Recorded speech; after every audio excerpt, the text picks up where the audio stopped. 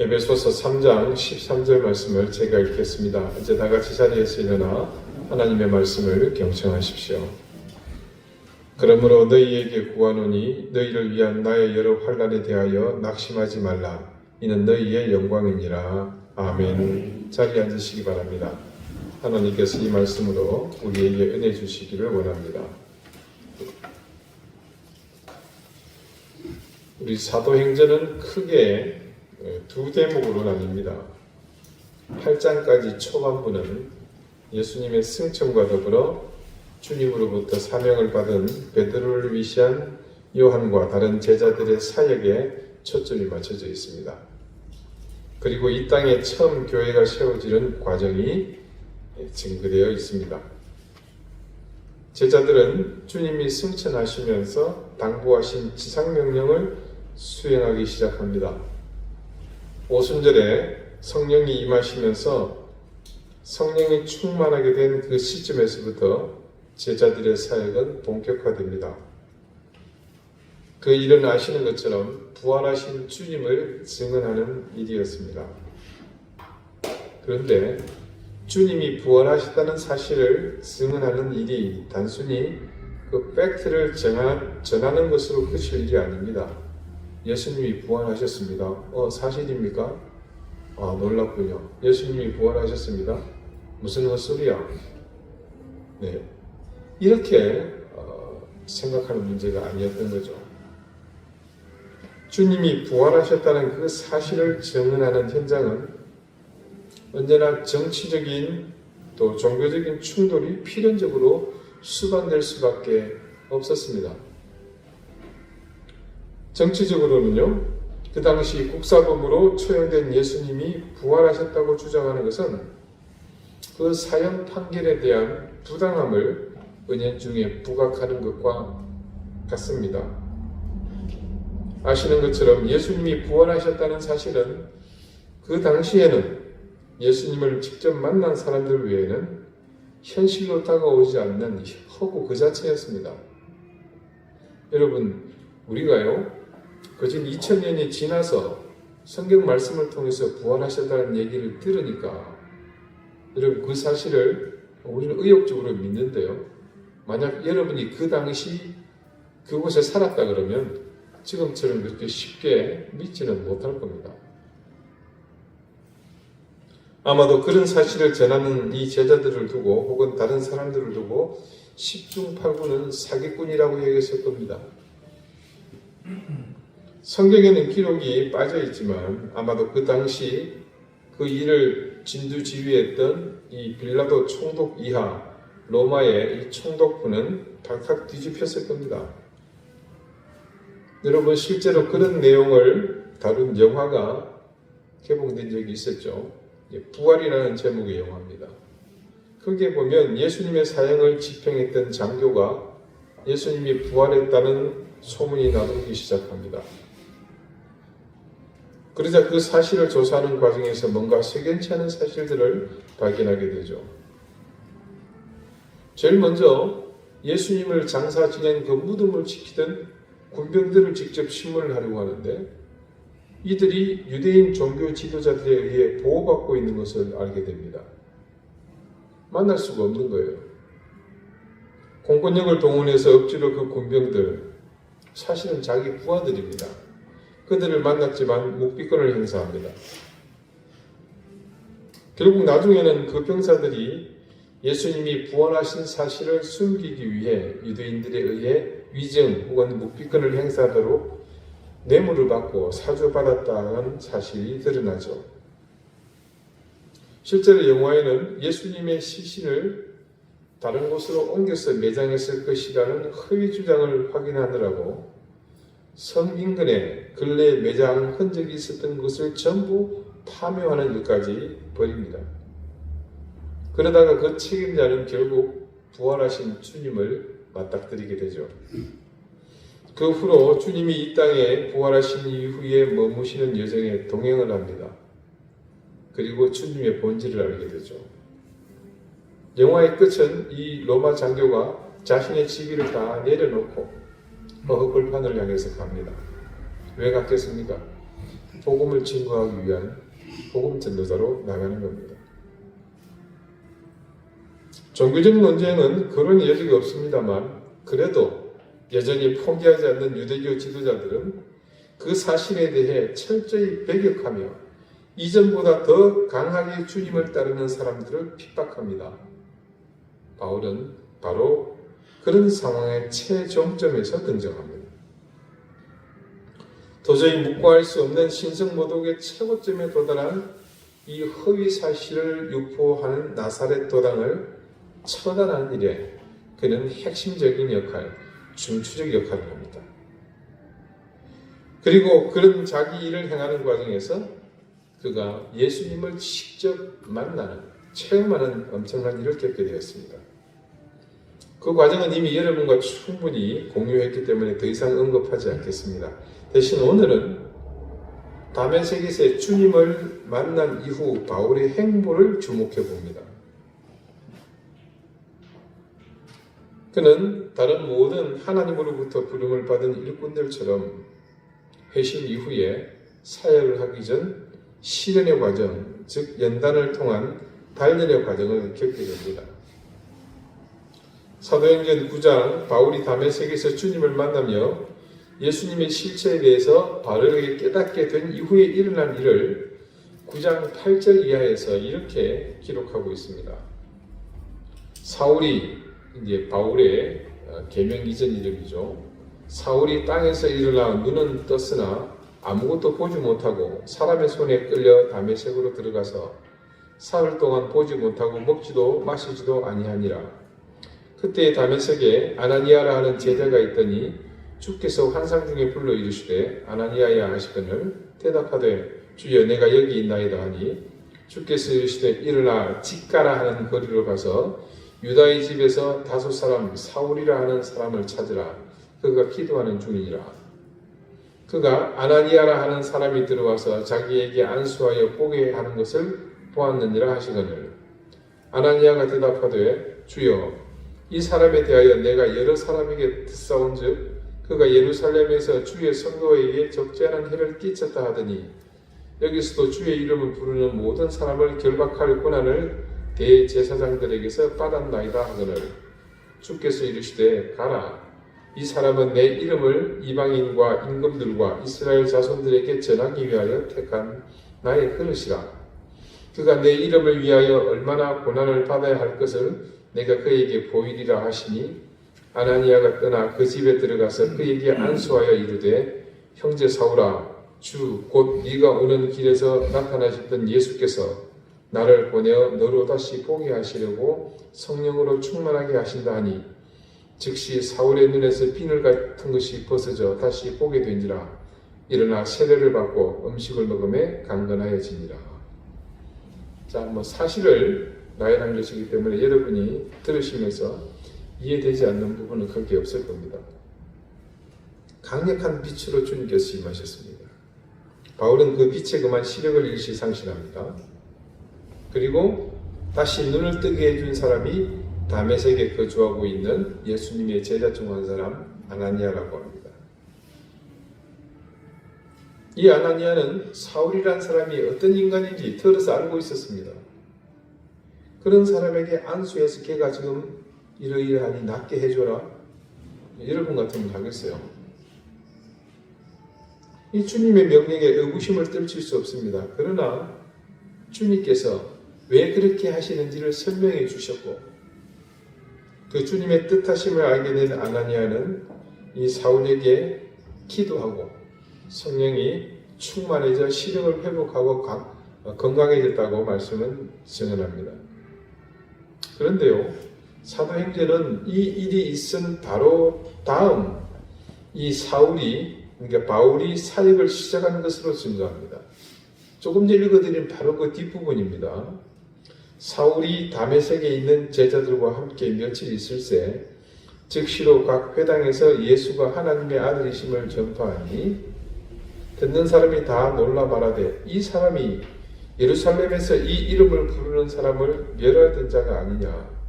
여기 온 것도 그들을 결박하여 대제사장들에게 끌어가고자 함이 아니냐 하더라. 사울은 힘을 더 얻어 예수를 그리스도라 증언하여 다메섹에 사는 유대인들을 당혹하게 하니라. 자, 어떻습니까?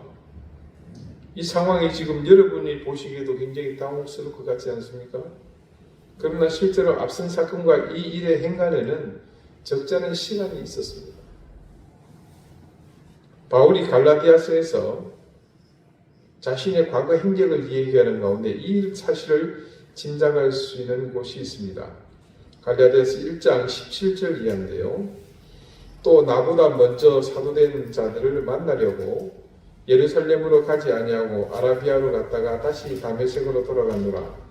그 후 3년 만에 내가 게바를 방문하고 예루살렘에 올라가서 그와 함께 15일을 머무는 동안 주의 형제 야고보 외에 다른 사도들을 보지 못하였노라. 자, 여러분 보십시오.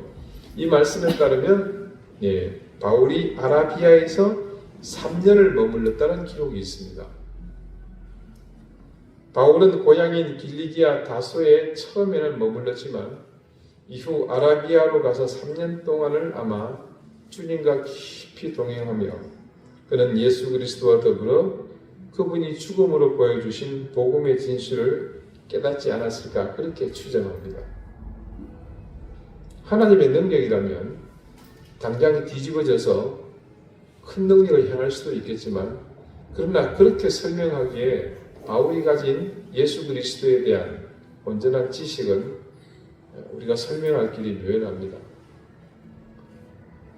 그 해답은 바로 이 아라비아에 3년에 있었다고 대부분 학자들은 추정을 하죠.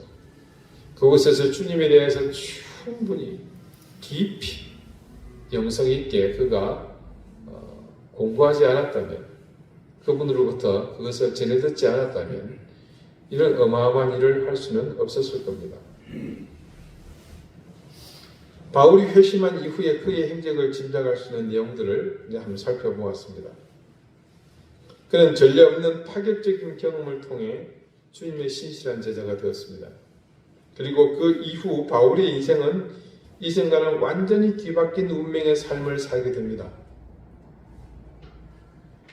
주님을 만나기 이전 이 사울의 삶은 이스라엘 내에서 정말 최고위층으로서 평탄한 그런 꽃길이었다면 주님을 만난 이후로 그의 인생은 꼬일 대로 꼬이고 꼬이다 못해 틀어져서 바닥에 내팽개쳐지는 그런 운명 같은 삶을 삽니다. 자, 그런 사실을 바울이 피부로 직접 느끼기에 시간은 그리 오래 걸리지 않았습니다. 아까 바울이 다메섹에서 주님을 증거하여 그 동네 사람들을 당혹시킨 사건이 있지 않습니까? 바로 그 다음에 이어지는 사도행전이 아주 강력하고 임팩트 있는 한 가지 내용을 이렇게 증언합니다. 여러 날이 지나며 유대인들이 사울 죽이기를 공모하더니 그 계교가 사울에게 알려지니라. 그들이 그를 죽이려고 밤낮으로 성문까지 지키거늘 그의 제자들이 밤에 사울을 광주리에 담아 성벽에서 달아내리니라. 어떻습니까, 여러분? 놀랍지 않습니까? 그리스도인들을 잡고 가두고 심지어 죽이기까지 하며 박해하는 일에 앞장섰던 이 사울이 지금 어떤 시세가 되었습니까? 유대인 사울, 바리새인 사울은 지금 유대인들에게 살해 공모를 받을 정도의 사람으로 그 처지가 완전히 역전되지 않았습니까? 그러니까 바울이 회심한 사건이 이미 한간에 퍼졌다는 것을 알 수 있으며 그런 사실이 엄청난 파급력을 불러왔다는 것을 여기서 충분히 짐작할 수 있습니다. 그냥 한 사람 회심하고 그런가 보다 하고 지나치면 될 일인데 어떻습니까? 그 사람의 회심이 지금 계속해서 그 영향이 주변의 파급력이 엄청났다는 것을 알 수 있습니다. 말씀을 보니 바울이 살해 위협을 느끼게 되었고 그래서 도망을 하려는데 이 바울을 잡아 죽이고자 하는 사람들이 성문을 원천 다 봉쇄했습니다. 전부 지키고 있는 거예요. 그러자 바울을 돕는 사람들이 어떻게 했습니까? 한밤중에 인적이 드물 때에 바울을 광주리에 담아가지고 성벽을 통해서 탈출을 시켰습니다. 자, 이 사건을 필두로 하여 이후로 바울의 사역 현장은 늘 긴장과 환란의 연속이었습니다. 대표적으로 한 가지 사건을 더 봅니다. 사도행전 14장 18절 이하의 말씀입니다. 이렇게 말하여 겨우 무리를 말려 자기들에게 제사를 못하게 하니라. 바울과 이 바나바의 기록인데 이 사람들이 제사를 받게 생긴 겁니다. 살아있는 사람인데. 유대인들이 안디옥과 이고니온에서 와서 무리를 충동하니 그들이 돌로 바울을 쳐서 죽은 줄로 알고 시외로 끌어내리니라. 제자들이 둘러섰을 때 바울이 일어나 그 성에 들어갔다가 이튿날 바나바와 함께 더베로 가니. 바울과 바나바가 처음으로 전도 여행을 떠납니다. 그들이 루스드라라는 곳에 들리게 되었습니다. 지금 터키, 그러니까 튀르키예의 중남부 지역으로 추정합니다. 그리고 루스드라에서 바울과 바나바가 나면서부터 지체장애가 있어서 걷지 못하는 사람을 말씀으로 이렇게 세웠습니다. 기적이 일어난 거죠. 그랬더니 그 지역의 사람들이 바울과 바나바를 보고는 이는 그냥 사람이 아니고 신이 이 인간의 모습으로 왔다고 외치면서 바나바를 제우스라고 부르고 바울은 헤르메스, 여러분이 좋아하는 그 에르메스, 그 에르메스 맞습니다. 에르메스는 신이라고 하는 겁니다. 그래서 바울과 바나바가 놀라서 이것이 하나님의 능력이라고 겨우 그들을 진정시켰습니다. 그런데 아까 말씀드린 그 사람들, 바울의 일생을 스토킹한 사람들, 바울을 잡아 죽이고자 하는 유대인들이 그곳에 와서 사람들을 충동하게 되고 이 바울을 돌로 쳐 죽이고 말았습니다. 그리고 그 시신을 시외로 끌고 나와 버린 거죠. 모두 그렇게 바울이 돌에 맞아 죽은 줄 알았습니다. 그래서 제자들이 바울 주위를 둘러싸고 애통해하고 있는데 죽은 줄 알았던 바울이 툴툴 털고 일어나는 게 아니었습니까? 바울의 여정 가운데 이후에도 여러 차례 이와 유사한 일들이 발생했습니다. 아마 다 기록하지 않아서 그렇지 수없이 많은 일들이 바울의 이 전도 여정에 일어났었습니다. 자, 바울이요. 고린도 후서 11장 23절 이하에 자신을 변론하면서 고린도 교회의 교인들에게 이렇게 말합니다. 그들이 그리스도의 일꾼이냐 정신없는 말을 하거니와 나는 더욱 그러하도다. 내가 수고를 넘치도록 하고 옥에 갇히기도 더 많이 하고 매도 수없이 맞고 여러 번 죽을 뻔하였으니 유대인들에게서 40에 하나 감한 매를 5번 맞았으며 3번 태장으로 맞고 1번 돌로 맞고 3번 파선하고 일주일을 깊은 바다에서 지냈으며 여러 번 여행하면서 강의 위협과 강도의 위협과 동족의 위협과 이방인의 위협과 신의 위협과 광야의 위협과 바다의 위협과 거짓 형제 중의 위협을 당하고 또 수고하며 애쓰고 여러 번 자지 못하고 줄이며 목마르고 여러 번 굶고 춥고 헐벗었노라. 바울이 얼마나 험난한 인생을 살았는지 단적으로 알 수 있는 대목입니다. 감옥에 갇혔습니다. 여러분 그 당시는요 지금처럼 인권 어쩌고 저쩌고 하면서 제수들 권리까지 다 챙겨주던 그런 세상 아니었습니다. 감옥에 갇히면 기본적으로 매를 맞는 것은 다반사였습니다. 수없이 맞았노라고 증거합니다. 죽을 뻔했답니다. 그도 그럴 것이 그 다음 바울이 말하는 40에 하나를 감한 매를 유대인에게서 5번 맞았다고 그러죠. 자, 이 율법에 규정한 매를 때리는 규례가 있습니다. 매를 때리기는 하는데 40대를 초과해서 때렸다가 사람이 죽으면 그때는 때린 그 사람이 책임을 져야 됩니다. 그래서 죽든 살든 상관하지 않고 40대까지는 실컷 때려도 된다고 하는 모양인데 그런데 왜 40에 하나를 감한 그렇게 39대를 때렸느냐면 이게 이유가 있었습니다. 바로 앞에 말한 그 규정 때문이거든요. 때리는 사람도 사람인지라 실수할 수 있거든요. 40까지 숫자를 잘못 쓸 수도 있단 말입니다. 그래서 혹시 모르기 때문에 만일을 대비해서 하나를 빼는 거예요. 39가지만 때리는 겁니다. 여러분 40대 정도 맞아본 적 계세요? 그렇다고 그거 뭐 예쁘다고 이렇게 때리겠습니까? 그리고 태장으로 맞았습니다. 태장은 우리가 얘기하게 되면 널찍한 이렇게 이걸 때리는 걸로 생각, 그게 아니고 찾아보니까 째찍입니다. 근데 그 당시 이 태장형은 째찍이 그냥 가죽줄이나 밧줄이 아니고 그 끝에 납을 달았습니다. 그것도 여의치 않으면 동물의 뼈나 가시를 달았다고 합니다. 그래서 한번 때리면 그 째치 끝에 살점이 묻어나는 겁니다. 예수님도 십자가에 달리시기 전 이 태장을 맞으신 것을 알고 있습니다. 돌에 맞았다고 합니다. 아마 이거는 유대인들이 율법에 따라 사람을 돌로 쳐 죽이는 그 규례를 따라 행한 것으로 보입니다. 100길로 여러 번 다니던 이 여정도 생사의 고비를 넘나드는 여정이라는 것을 알 수 있습니다. 여러분 이거 사도행전 끝부분에 있는 그 얘기 아닙니다. 이것이 기록된 이후의 그걸 일이고요. 자, 강도의 위협 그리고 무엇보다 또 유대인 동족들의 위협. 강물도 바울에게 그렇게 우호적이지 않았습니다. 또 가는 곳마다 우상을 섬기는 사람들과 대치하는 일이 생기죠.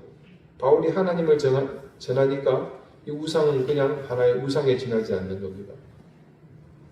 그 일로 생계를 잇는 사람들로 인해서 바울이 핍박을 받습니다. 강물이 아닌 시냇물도 위협이었고요. 아무것도 없는 광야는 당연히 위협적입니다. 특히나 거짓 형제 중의 위협은 바울을 추종하는 척하며 자신의 동정을 일일이 알려준 유대인이었을 것으로 봅니다. 불면의 밤, 더불어 갈증, 굶주림, 거기에 더해 춥고 헐벗는 일까지.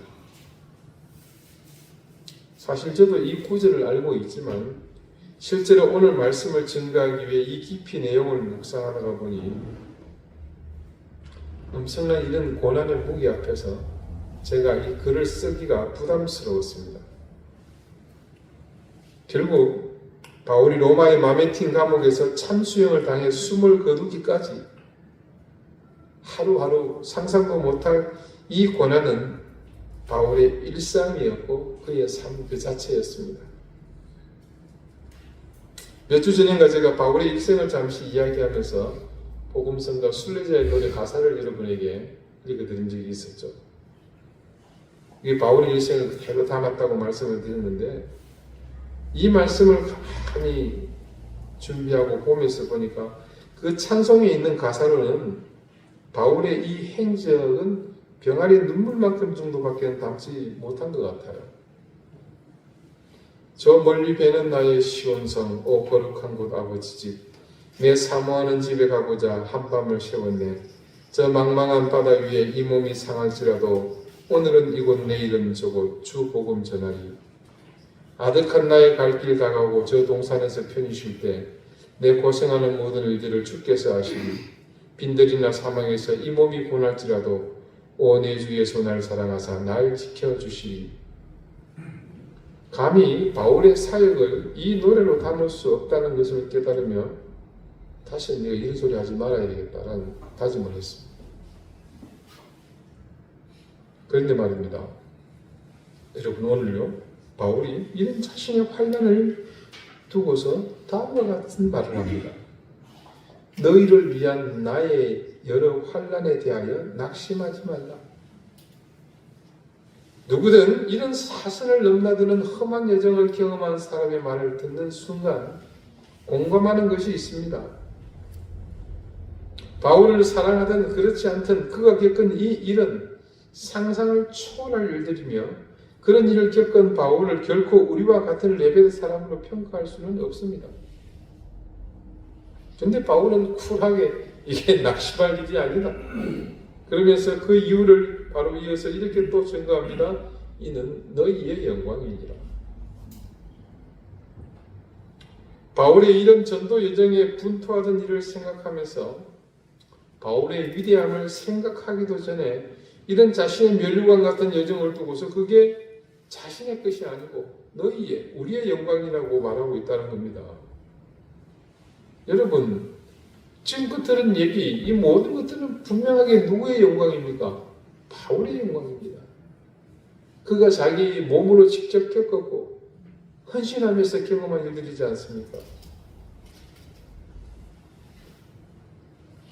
이것이 어떻게 우리의 영광이 될 수 있겠습니까? 이 사실에 대해서는 반론의 여지가 없습니다.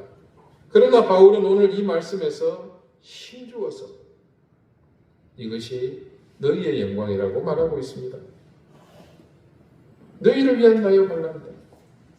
다른 사람도 아니고 이 엄청난 환난을 몸소 겪은 당사자 바울이 궁극적으로 자신이 전부 직접 겪은 이 모든 환난의 목적이 우리의 영광을 위한 것이라고 합니다. 도대체 바울의 이런 선언을 우리가 어떻게 받아들여야겠습니까? 과연 바울의 이 말이 우리에게 현실이 될 수가 있겠습니까? 아니, 조금 더 쉽게 얘기하자면 어떻게 바울의 이런 환난이 우리의 영광이 될 수 있겠느냐는 겁니다. 그것이 우리에게서 현실이 되건 아니면 우리의 영광이 되건 우리는 이 두 가지 모두 방법을 알고 있습니다. 사실은 그것은 하나님께서 바울과 함께 하신 것처럼 우리와 함께 하실 것이라는 믿음을 가지면 됩니다. 우리가 살펴본 바와 더불어 바울이 스스로 고백하는 이 모든 엄청난 환난이 가진 의미를 먼저 봅니다. 바울은요, 이 모든 고난과 역경을, 사선을 넘나드는 이 험한 역경을 두고 항상 영광의 면류관을 이야기했습니다. 아, 힘들다, 고통스럽다. 그러나 조금은 참으면 되겠지. 당연한 거야.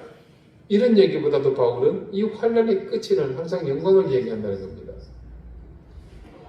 그런 면에서 바울의 고난과 역경은 주님의 십자가 고난과 그 결을 같이 하고 있다고 볼 수 있습니다. 그가 주님의 십자가 고난에 대한 이해가 없었다면 이런 경험을 아마 그는 어떻게 생각했겠습니까? 훈장처럼 생각하지 않았겠습니까? 그리고 신약 성경의 말씀 속에 기록된 그의 고백들과 다른 의미의 말들을 남겼을 겁니다. 그러나 바울의 서신 어떤 곳을 살펴보더라도 그는 일관되게 그 고난의 여정의 한결같은 모습을 보여줍니다. 바로 영광의 면류관을 향한 여정이라는 거예요. 그래서 바울의 마지막은 이 세상 모든 위대한 신앙의 선배들 중에서 단연 돋보이는 모습이었습니다. 그것이 돋보이는 것은 다른 이유보다 바로 이 한결같은 바울의 철학이 그대로 담겨있기 때문입니다. 디모데후서 4장 6절에서 8절의 말씀입니다. 전제와 같이 내가 벌써 부어지고 나의 떠날 시간이 가까웠도다. 나는 선한 싸움을 싸우고 나의 달려갈 길을 마치고 믿음을 지켰으니 이제 후로는 나를 위하여 의의 면류관이 예비되었으므로 주 곧 의로우신 재판장이 그날에 내게 주실 것이며 내게만 아니라 주의 나타나심을 사모하는 모든 자에게 도니라. 전제, 부어드리는 제사입니다. 제물이 부어지는 거예요. 즉 자신이 그렇게 부어서 드리는 제물, 희생의 제물이 될 것이라는 그런 말입니다. 마지막까지 바울은 편안하게 술을 누리다가 포근한 그 이틀 이불 덮고 죽은 것이 아닙니다. 더구나 로마 시민은 아까 말씀드린 그 태형 있죠. 예, 그걸 하지 못하도록 법으로 규정을 했습니다. 너무 비인간적이라고. 그리고 사형을 하더라도 목을 잘라 죽이는 효수형은 못하게 했습니다. 그럼에도 불구하고 바울은 로마 시민이었는데 얼마나 괘씸하게 여겨졌으면 로마 시민권을 가진 바울이 참수형을 당합니다. 그렇게 비참한 죽음, 목이 잘리는 죽음으로 생을 마감했습니다. 그런데 그런 과정이 자신이 앞에 기다리고 있지만 그런 마지막까지 그것이 자신이 가야 할 길이라면서 자신의 믿음을 지켜놓으라 그렇게 말하고 있지 않습니까? 그러면서 지금까지 자신이 스스로 영광이라고 고백한 고난의 모든 과정을 겪는 것이 어떤 의미인지를 아주 명료하게 우리에게 알려줍니다. 그 고난과 역경, 환난의 길이 우리를 인도하는 것은 바로 주께서 우리를 위해 예비하고 계신 영광의 면류관 앞이라는 사실입니다. 의로우신 재판장, 창조주 우리 하나님께서 자신에게 주실 면류관인데, 그런데 말입니다. 나 혼자 받고 세세 무궁토록 나만 영광스러울 길이 아니라 주의 나타나심을 사모하는 모든 자, 누구를 말합니까? 바로 예수 그리스도를 구주로 고백하는 모든 사람 아니겠습니까? 저와 여러분입니다. 그래서 이 사실이 우리에게 너무나 중요합니다. 그는 마지막까지 자신이 끌어온 길과 우리를 연결하려고 하는 것을 볼 수 있습니다. 아니, 더 정확히 말하자면 반드시 우리와 연결되어 있음을 분명하게 확신시키고자 했다고 보는 것이 맞을 겁니다. 사랑하는 여러분, 바울의 신앙은 의심의 여지 없이 가장 모범적인 그리스도인의 모습 그 자체입니다. 또한 바울의 삶은 철저히 주님께서 걸어가셨던 순환과 십자가의 길임에 누구도 반론의 여지가 없습니다. 그러므로 그가 말하는 오늘 자신의 여러 환난이 우리의 영광이라는 것은 다른 어떤 것보다 무게가 느껴지는 바울의 선언입니다.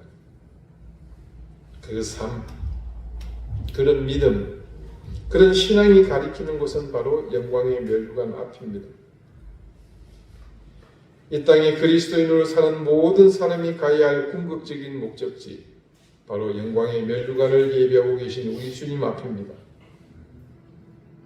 이 사실을 깨닫고 그 사실을 따라서 믿음을 가지고 사는 사람과 이 사실을 중요하게 생각하지 않는 신앙인은 그 행위와 또 삶의 열매에 있어서 심각한 차이가 있습니다. 인간이란 본디 목적 지향의 삶을 살지 않습니까?